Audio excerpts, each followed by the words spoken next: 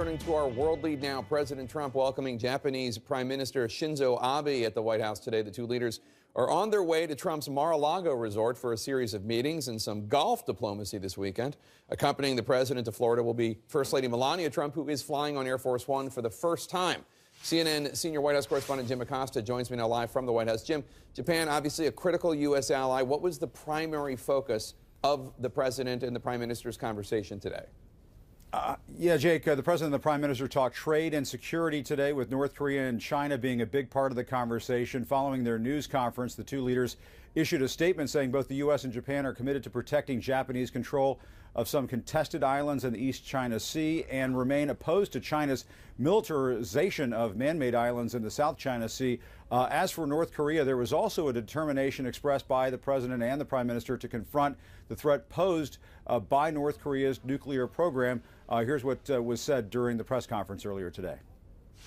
We will work together to promote our shared interests, of which we have many, in the region, including freedom from navigation and of navigation, and defending against the North Korean missile and nuclear threat. On the economy, we will seek a trading relationship that is free, fair, and reciprocal, benefiting both of our countries.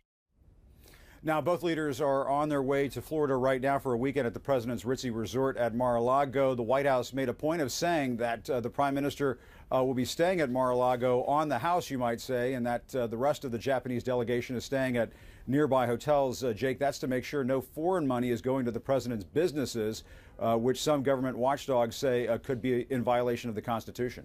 And Jim, Prime Minister Abe was asked today whether the decision by President Trump to withdraw from the trade deal known as the Trans-Pacific Partnership was a smart decision. What did he say?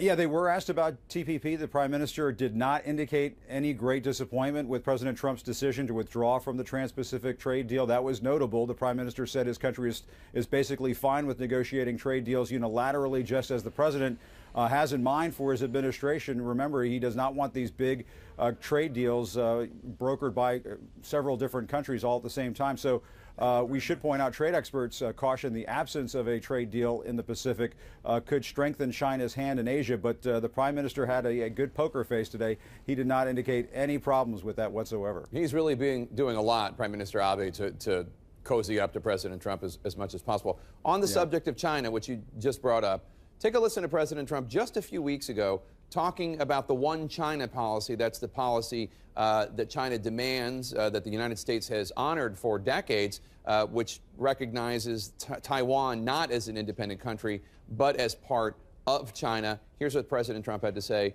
a few days ago. I fully understand the One China policy, but I don't know why we have to be bound by a One China policy unless we make a deal with China, having to do with other things, including trade.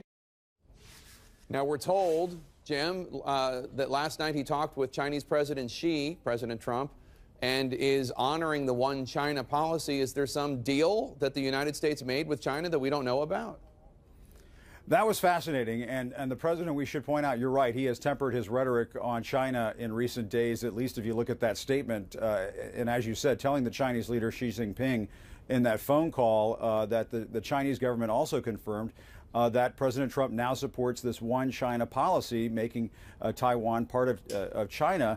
That is something, as you know, Jake, that the White House has held out on as an open question for several weeks now. And the question, we should also point out, of Chinese currency manipulation came up today. The president vowed the U.S. and China will be on a level playing field, he called it, but he didn't say how the two countries will get there. So it sounds like, Jake, the president would like to wrap all of these issues together and deal with them as one large deal between the U.S. and China. It's not clear at all whether President Xi is going to go for that, but a very big development that the president is now acknowledging the One China policy. That is obviously going over very well in Beijing, Jake.